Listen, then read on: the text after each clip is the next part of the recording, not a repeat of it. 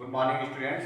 आज हम गणित का लेक्चर नंबर 5 लेकर आए हैं। टॉपिक है सारणी। इससे पहले सारणी के कुछ सवाल हो चुके हैं। आज ये क्वेश्चन नंबर 8 का फर्स्ट पार्ट क्वेश्चन सामने दिया गया है। सारणी 1a a square 1b b square 1c c square prove करना है a minus b minus c minus a।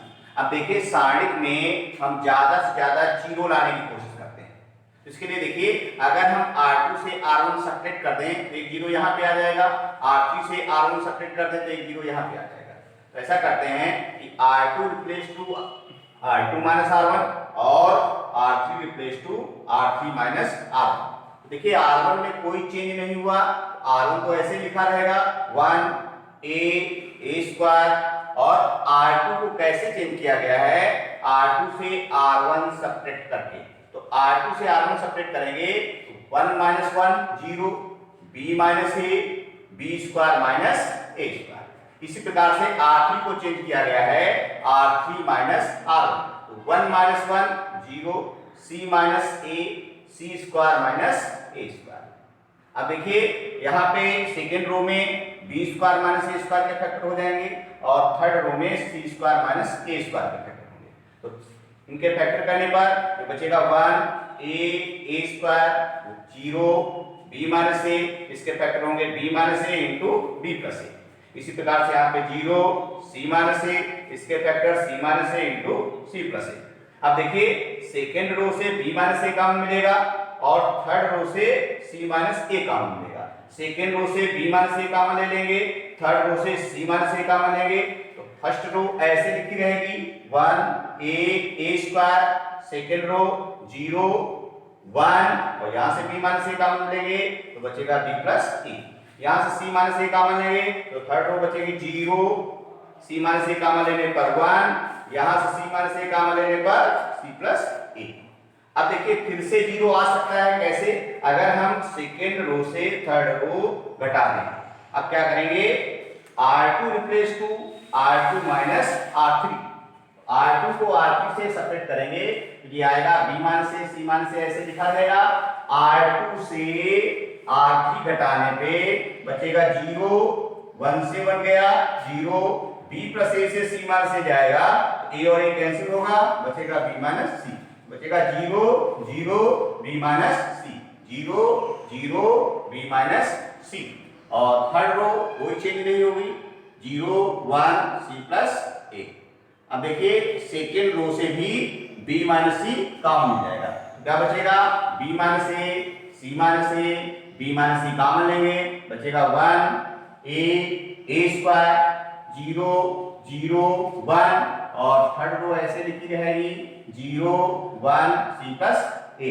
अब हम उस स्तंभ या उस पंक्ति से सारणी का प्रसार करेंगे जिसमें ज्यादा से ज्यादा जीरो। तो चाहो तो पहले कॉलम से प्रसार कर लीजिए या दूसरी पंक्ति से प्रसार कर लीजिए। तो फर्स्ट कॉलम से प्रसार करने पर केवल 1 से प्रसार करना पड़ेगा इसको लिख सकते हैं b माइनस ए सी माइनस ए b माइनस सी इंटू 1 के सामने की पंक्ति बंद कर लेंगे, 1 के सामने का स्तंभ बंद कर लेंगे। इसकी इससे गुणा 0 होगी, माइनस लगा के इसकी इससे गुणा 1। बाकी किसी से प्रसार करने की जरूरत नहीं, क्योंकि 0 इंटू करेंगे 0 आएगा, ये 0 इंटू करेंगे 0 आएगा।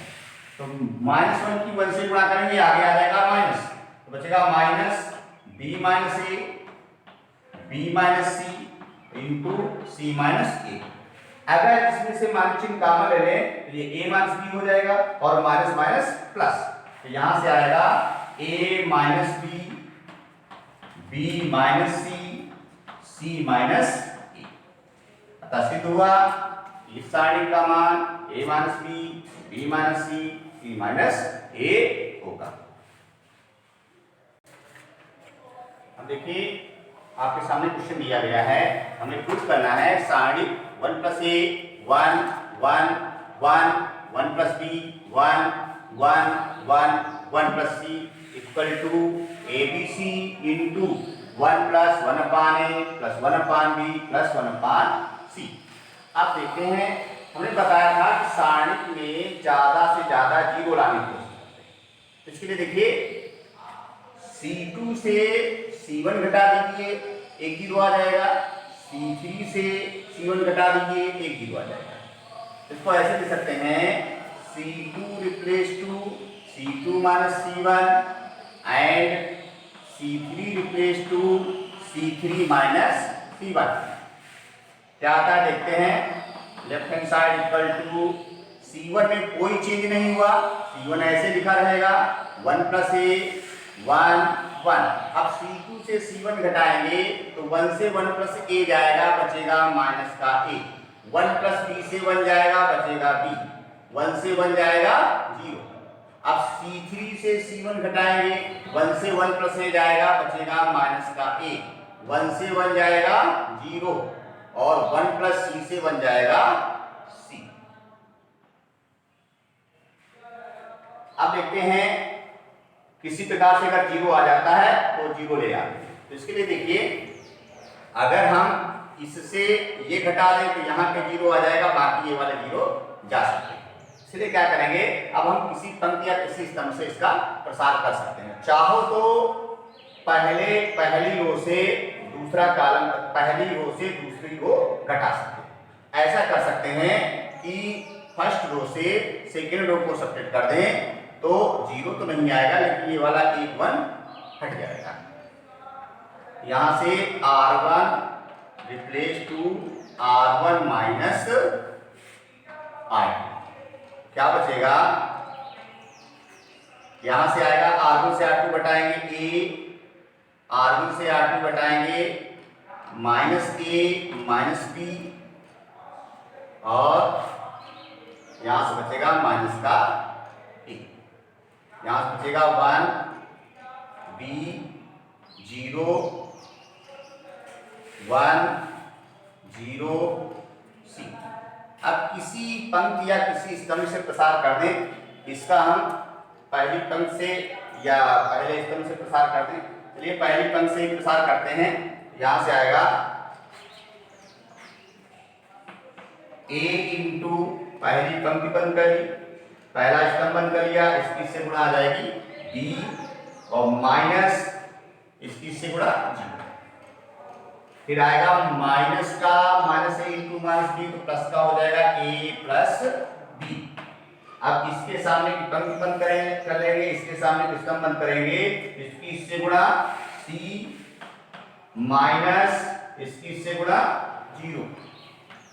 इसके बाद में माइनस a, अब a के सामने की पंक्ति और a के सामने के स्तंभ बंद करेंगे, इसकी इससे गुणा 0 माइनस इसकी इससे गुणा b। सरल करते हैं, इसकी इससे गुणा करेंगे तो ये आएगा ab, इसकी इससे गुणा करेंगे तो ये आएगा प्लस का ac और प्लस का bc और प्लस का ab।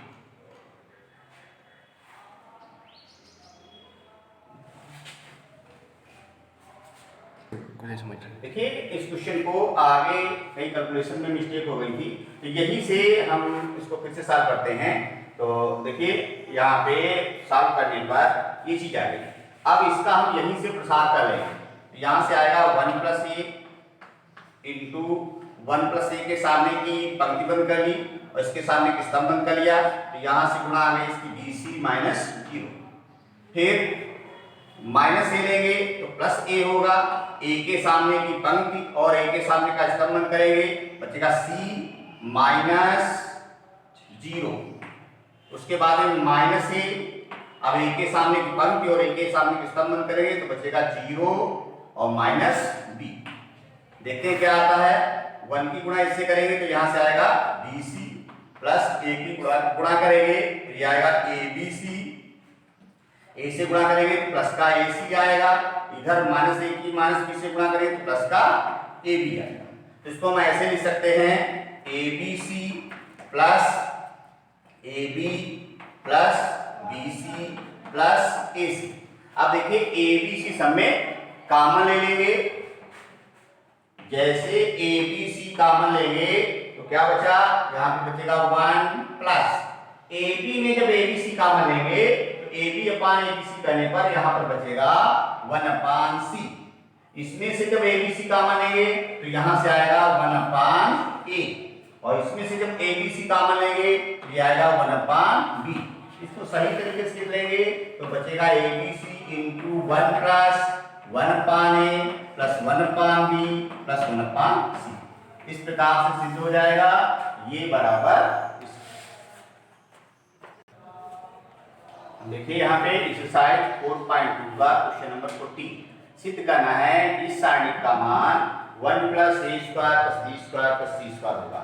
अब किसी प्रकार से या तो हम ज्यादा से ज्यादा जीरो ले आए तो किसी प्रकार से जीरो नहीं ला पाएंगे इसमें, और या हम पूरा पूरा ये ले आए तो या तो किसी पंक्ति या किसी स्तंभ को ऐसा बना लें और या किसी स्तंभ या किसी पंक्ति में हम जीरो ले आए। तो इसके लिए देखते हैं, इसमें पूरे कॉलम में ए कॉलम ले सकता है, इसमें पूरे कॉलम में बी कॉलम ले सकता है और इसमें सी। और C1 से ए, C2 से बी तथा C3 से सी कॉमन लेने पर, जैसे कॉमन लेंगे तो बाहर आ जाएगा ए, इसे आएगा, इससे बी आएगा और इससे सी आएगा।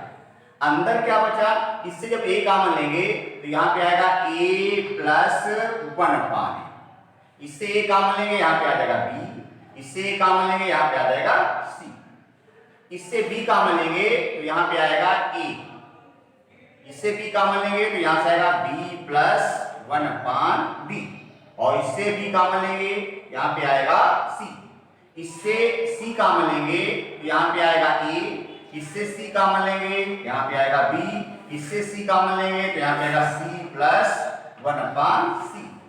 अब हमको लाना है a square B square C square, ऐसा कुछ लाना है।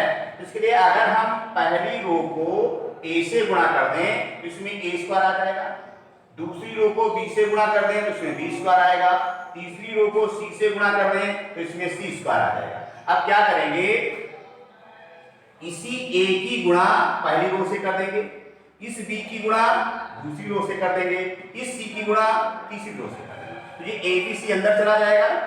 अर्थात यहां पे लिखेंगे r1 की a से, r2 की b से तथा r3 की c से गुणा करने पर।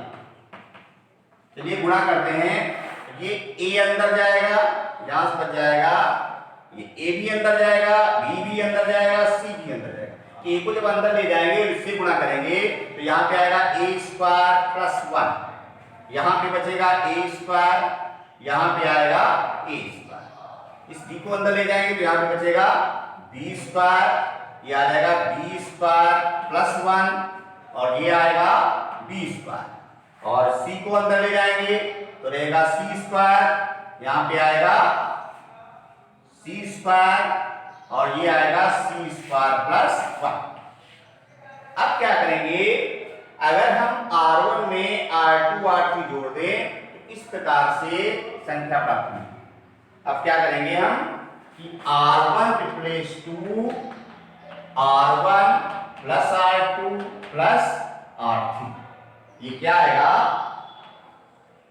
r1 में r2 r3 जोड़ने पर यहाँ पे बचेगा a square plus 1 plus b square plus c square, तो ये आ जाएगा 1 plus a square plus b square plus c square.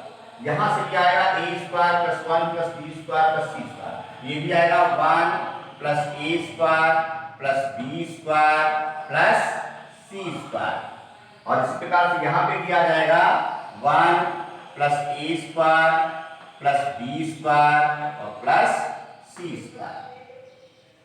बाकी सब ऐसे लिखा रहेगा, यहाँ पे बचेगा b स्क्वायर, यहाँ पे b स्क्वायर प्लस 1, यहाँ पे b स्क्वायर, यहाँ पे आएगा c स्क्वायर, ये रहेगा c स्क्वायर, ये रहेगा c स्क्वायर प्लस 1। अब देखिए फर्स्ट रो से r1 से 1 plus a square plus b square plus c square common मिला है, इससे 1 plus a square plus b square plus c square common, अंदर बचा 1 1 1। यहाँ बचेगा B square plus 1 B square. यहाँ बचा सी स्क्वायर प्लस 1। आप ज्यादा से ज्यादा क्यों ला सकते हैं, कैसे? R2 से C2 से C1 घटा दें और C3 से C1 घटा दें तो 2 जीरो आ जाएंगे। इसको लिख सकते हैं C2 replace to C2 minus C1 and C3 replace to C3 minus C1। देखते हैं क्या बचता है, ये आएगा 1 plus a square plus b square plus c square. क्या बचा? C1 को तो चेंज किया नहीं गया, C1 ऐसे लिखा रहेगा 1 बी स्क्वायर सी स्क्वायर और यहां से आएगा 0, ये बचेगा 1, ये आएगा 0। इसमें से वाला घटाएंगे तो बचेगा 0 0 और यहाँ पे आएगा 1। अब इसका फर्स्ट रो से प्रसार करेंगे। R1 से जो प्रसार करेंगे ये आएगा 1 plus a square plus b square plus c square और 1 इंटू 1 के सामने की पंक्ति बंद कर लेंगे, 1 के सामने की स्तंभ बंद कर लेंगे, इसकी से गुणा 1 माइनस इसकी से गुणा 0। बाकी 0 और 0 से गुणा करेंगे सब 0 हो जाएंगे, केवल इतना ही बचेगा। 1 की गुणा इससे करेंगे तो ये आएगा 1 plus a square plus b square plus c. सिद्ध हुआ कि सारणी का मान 1 plus a square plus b square plus c square. अब देखिए सारणी की सहायता से हम त्रिभुज का क्षेत्रफल ज्ञात करेंगे। सारणी की सहायता से किसी त्रिभुज का क्षेत्रफल ज्ञात करने का सूत्र, त्रिभुज का क्षेत्रफल डेल्टा बराबर 1/2। मान लिया किसी त्रिभुज के शीर्षों के निर्देशांक x1, y1 और x2, y2 और x3, y3 दिए गए। किसी त्रिभुज के शीर्षों के निर्देशांक x1, y1, x2, y2 और x3, y3 हैं तो त्रिभुज का क्षेत्रफल डेल्टा बराबर होगा 1/2। और देखिए इसको सीधे यहाँ पे लिख देते हैं x1, y1, x2, y2, यहाँ पे x3, y3 और यहाँ पे 1 1 1। और इसका जैसे ही हम प्रसार करेंगे त्रिभुज का क्षेत्रफल आ जाएगा। अब मान लिया कि किसी त्रिभुज के शीर्षों के निर्देशांक 1, 2, 0, 3 और 2, और 4, 5। अब हमें इस त्रिभुज का क्षेत्रफल ज्ञात करना है। तो इस त्रिभुज का क्षेत्रफल डेल्टा बराबर होगा, यहां से ये हुआ x1, y1, ये हुआ x2, y2 और ये हुआ x3, y3। तो डेल्टा इक्वल टू आएगा 1/2। अब फार्मूला लगाएंगे x1, y1, x1 का मान 1, y1 का मान 2, x3, y3, x2, y2 0, 3, x3, y3 4, 5 और बाकी यहाँ पे 1 1 1। अब इसका बस प्रसार कर देना है। इसका प्रसार करने तो 1/2 लिखा रहेगा, यहाँ से आएगा 1 इंटू 1 के सामने की पंक्ति और 1 के सामने की स्तंभ बंद कर लिया, इसकी से गुणा 3 और माइनस लगा के इसकी से गुणा 5। फिर उसके बाद में लिखेंगे -2 इंटू, अब 2 के सामने की पंक्ति बंद कर ली, 2 के सामने की स्तंभ बंद कर लिया, इसकी से गुणा 0 माइनस लगा के इसकी से गुणा 4। उसके बाद में प्लस का 1 और 1 के सामने की पंक्ति बंद करेंगे, 1 के सामने की स्तंभ बंद कर देंगे तो इसकी से गुणा 0 और माइनस इसकी से गुणा 12। अब ये आएगा 1/2 इंटू, यहां बचा माइनस का 2, यहां से आएगा प्लस का 8 और यहां से आएगा माइनस का 12। ये बचा 1/2 इंटू -12 -2 माइनस का 14 और प्लस 8, ये बचेगा -1/2 इंटू माइनस का 6। भाग करेंगे तो माइनस का 3, लेकिन त्रिभुज का क्षेत्रफल कभी भी माइनस में नहीं लिखा जाता, अतः त्रिभुज का क्षेत्रफल हो जाए प्लस का 3 वर्ग इकाई। त्रिभुज का क्षेत्रफल कभी भी माइनस में नहीं लिखते, उत्तर माइनस में आए तब भी प्लस में लिखेंगे, प्लस में आता है तब तो प्लस में लिखा जाता है। इस प्रकार से हम सारणिक से किसी भी त्रिभुज का क्षेत्रफल ज्ञात कर सकते हैं, केवल उनके शीर्षों के निर्देशांक बता।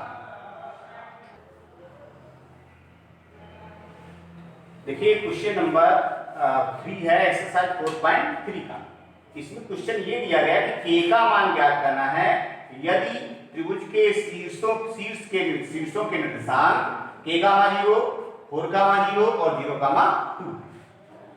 हमें पता है के का मान निकालना है और शीर्षों के निर्देशांक दिए गए हैं और साथ में ये भी दिया गया है कि त्रिभुज का क्षेत्रफल 4 वर्ग इकाई है। इसमें ये भी दिया गया है कि त्रिभुज का क्षेत्रफल बराबर है 4 वर्ग इकाई और इस कंडीशन में के का मान निकालना है। हम जानते हैं कि त्रिभुज का क्षेत्रफल डेल्टा बराबर होता है 1/2 x1 y1 x2 y2 x3 y3 1 1 1। अब मान रख देंगे इसका। अब थोड़ा ध्यान दीजिए, देखिए यहाँ पे जो डेल्टा का मान है वो कुछ भी हो सकता है, प्लस का। इसका जो इसको सरल करेंगे ये प्लस का भी 4 आ सकता है और माइनस का भी 4 आ सकता है। तो अगर त्रिभुज का क्षेत्रफल दिया गया है तो इस डेल्टा के स्थान पर प्लस माइनस 4 लिखना है, क्योंकि इसको सरल करने पर प्लस का भी 4 आ सकता है, माइनस का 4 आ सकता है। क्षेत्रफल अगर निकालना है वो तो हम हमेशा प्लस में ही लिखेंगे, लेकिन कहीं पे क्षेत्रफल दिया गया है तो उसको यहाँ पे क्या लिखेंगे, प्लस माइनस जो भी क्षेत्र है त्रिभुज का क्षेत्रफल दिया गया है तो प्लस माइनस 4 बराबर आएगा 1/2 x1 y1 मतलब k और 0 4 0 और 0 2 1 1 1 2 इधर आ जाएगा तो बचेगा प्लस माइनस 8 इक्वल टू, इसको सॉल्व कर लीजिए तो यहां से आएगा k इंटू के सामने की पंक्ति बंद कर ली, के सामने स्तंभ 0 - 2 मतलब -2। फिर 0 इंटू लिखेंगे नहीं, प्लस का 1 इंटू 1 के सामने की पंक्ति और 1 के सामने की स्तंभ बंद कर लिया, 4 दूनी 8 और माइनस 0 8। सॉल्व करेंगे तो यहां से आएगा प्लस माइनस 8 बराबर माइनस का 2k और प्लस 8। एक बार प्लस का 8 देंगे तो 8 बराबर आएगा माइनस का 2k प्लस 8, तो यहां से माइनस का 2k बराबर 8 0 या k बराबर 0। एक बार माइनस 8 लेंगे तो यहां से आएगा माइनस 8 बराबर माइनस का 2k और प्लस 8, तो माइनस 2k बराबर आएगा माइनस 16 या k बराबर 8। तो k के दो मान आएंगे, k का मान 8 और k का मान 0। थोड़ा ध्यान देना है, यहाँ पर जो क्षेत्रफल दिया जाएगा क्योंकि इसको सॉल्व करने पर प्लस का 4 भी आ सकता है, माइनस का 4 भी आ सकता है।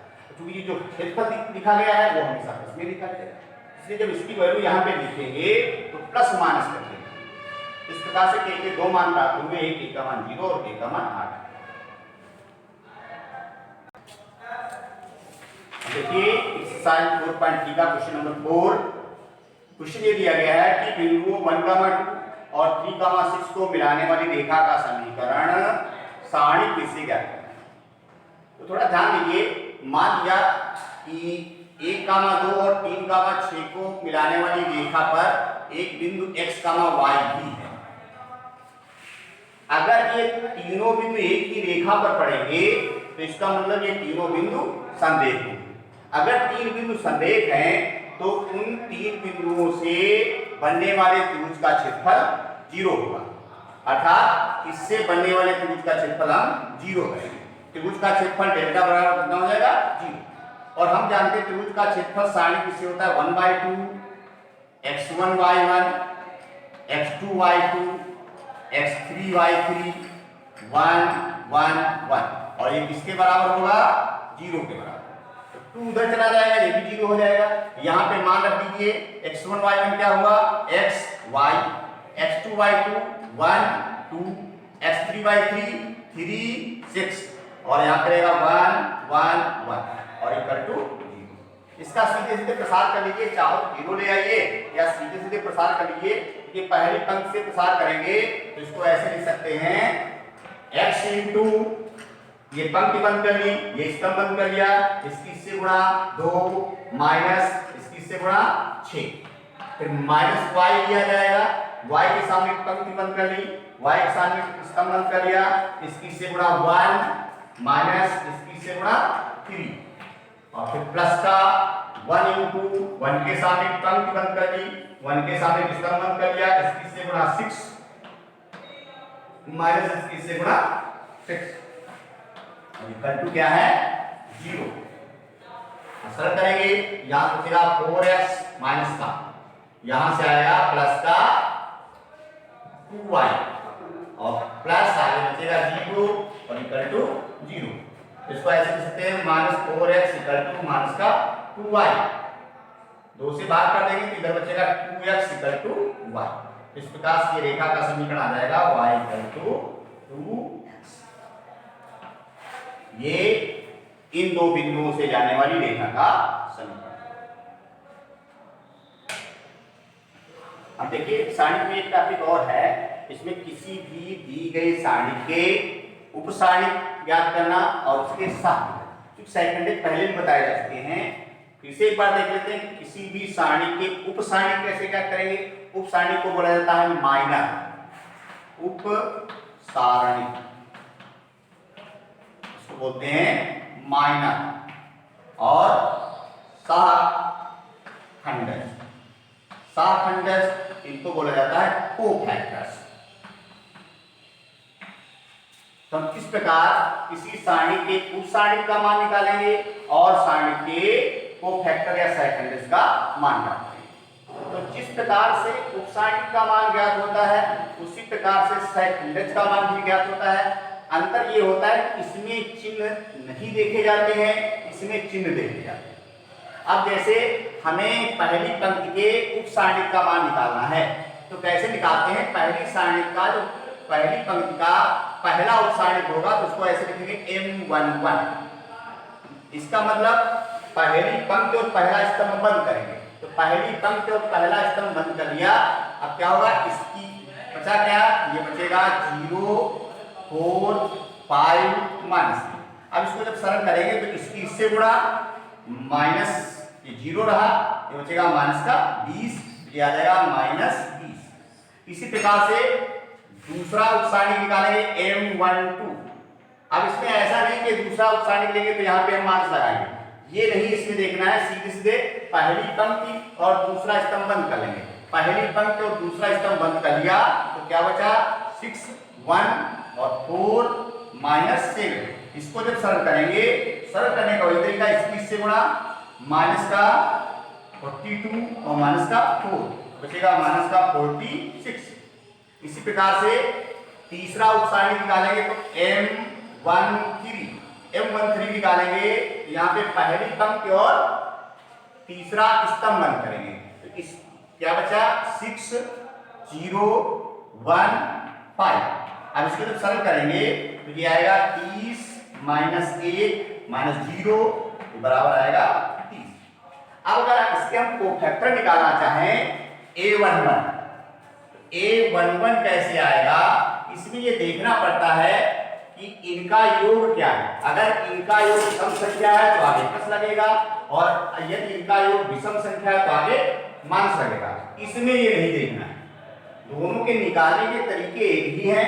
इसमें आगे साइन देखना पड़ेगा कि इनका योगफल अगर सम है तो आगे प्लस रहेगा, इनका योगफल विषम है तो आगे माइनस। तो A11 क्या होगा, बिल्कुल इसी प्रकार से पहली पंक्ति पहला स्तंभ बंद कर लिया तो क्या बचा 0 4 5 -7, ये आएगा 0 और -20 मतलब -20।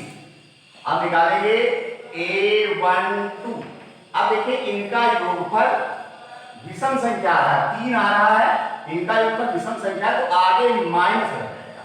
यहां पर ऐसा नहीं करना है, यहां पे ये चीज देखिए आगे माइनस लग जाएगा। बाकी उसी प्रकार से कि पहली पंक्ति और दूसरा स्तंभ बंद कर लेंगे तो बचेगा यहाँ पे 6 1 और 4 माइनस 7। अब यहां से उसी प्रकार से इसकी इससे गुणा, आगे माइनस लगा रहेगा और इसकी इससे गुणा, माइनस का 42 और माइनस का 4, ये आ जाएगा प्लस का 46। देखिए मान वही आते हैं लेकिन इसमें प्लस माइनस आगे नहीं देखना है और इसमें प्लस माइनस देखना है। इसी प्रकार से A13 प्लस का रहेगा, इनका योगफल सम संख्या है तो पहली पंक्ति और चौथा, पहली पंक्ति और तीसरा स्तंभ करेंगे, यही आ जाएगा 6 0 1 5। सरल करेंगे तो 30 माइनस 0 बराबर 30। अब फिर से दूसरी पंक्ति के अगर उप सारणी निकालें तो दूसरी पंक्ति का उप सारणी का आएगा M21। इसका मतलब दूसरी पंक्ति और पहला स्तंभ करेंगे तो यहां से आएगा -3, ये दूसरी पंक्ति और पहला स्तंभ करेंगे तो यहां से आएगा -3 और 5, यहां से आएगा 5 -7, 5 -7, ये आ जाएगा। इससे गुणा करेंगे तो प्लस का आएगा 21 और माइनस का 25 बराबर आएगा माइनस का 4। और अगर हम साफ गुणनखंड निकालें, कोफैक्टर निकालें तो कोफैक्टर A21 क्या होगा, A21। इसमें देखिए इनका योग क्या है, विषम संख्या, इसलिए आगे यहाँ पे माइनस लग जाएगा, बाकी फिर वही रहेगा -3 5 5 -7।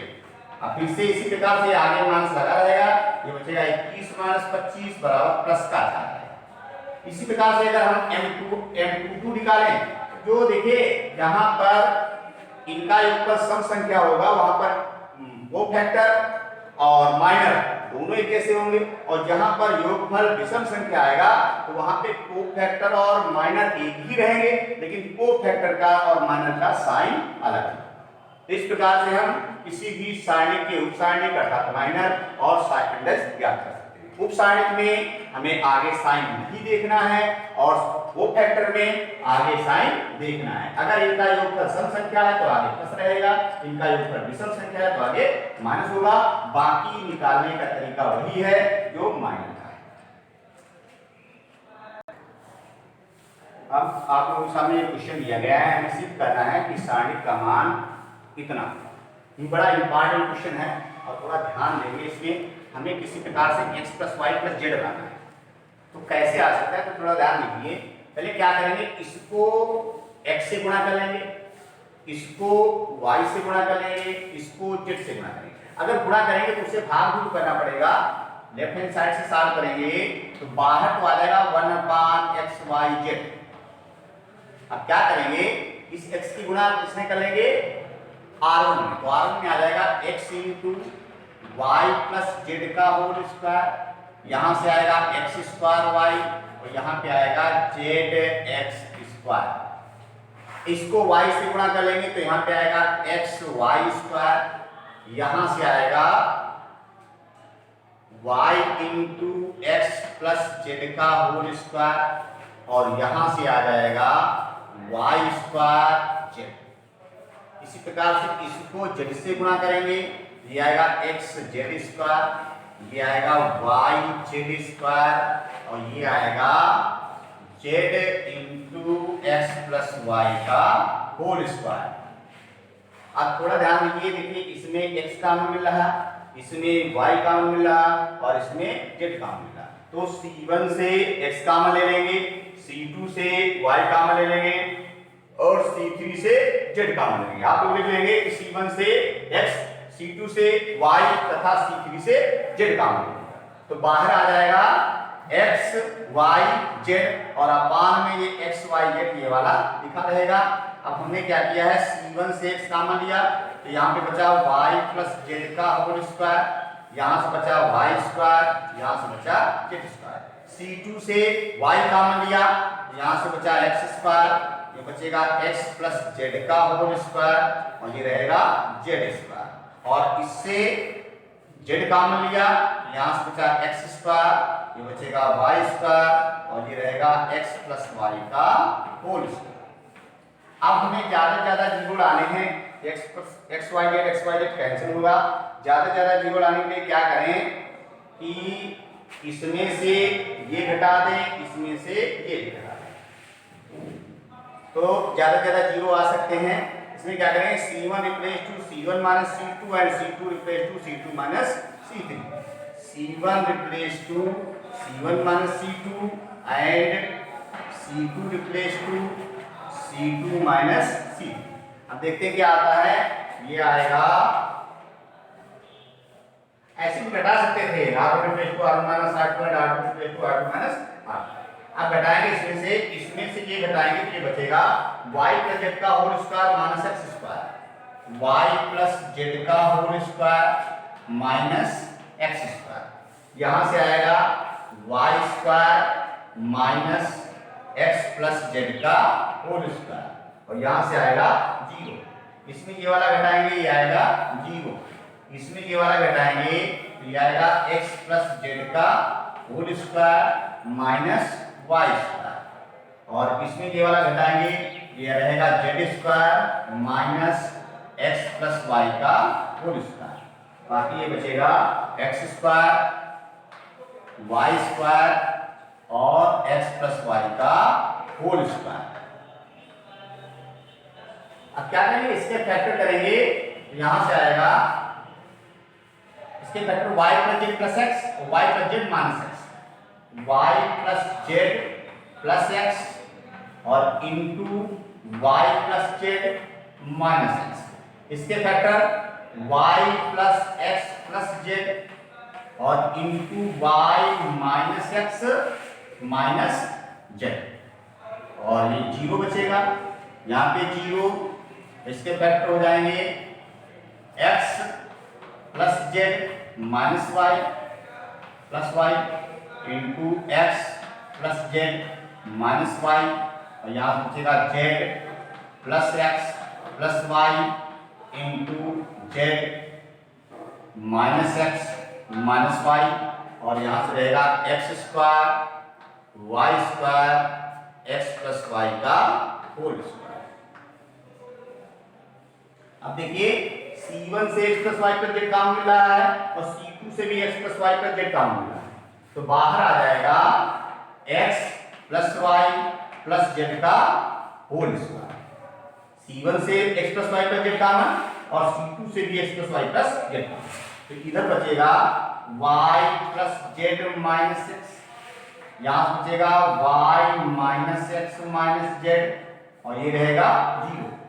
यहाँ से रहेगा 0, ये बचेगा x plus Z minus Y और ये रहेगा z minus X minus Y और यहाँ बचेगा X square Y square X plus Y का होल स्क्वायर। आगे देखते हैं, देखिए इससे हम इन दोनों का योगफल घटा देंगे, R3 से घटा देंगे R1 प्लस R2।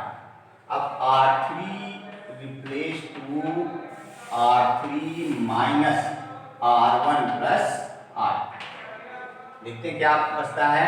यहाँ से आएगा x plus Y plus Z का होल स्क्वायर।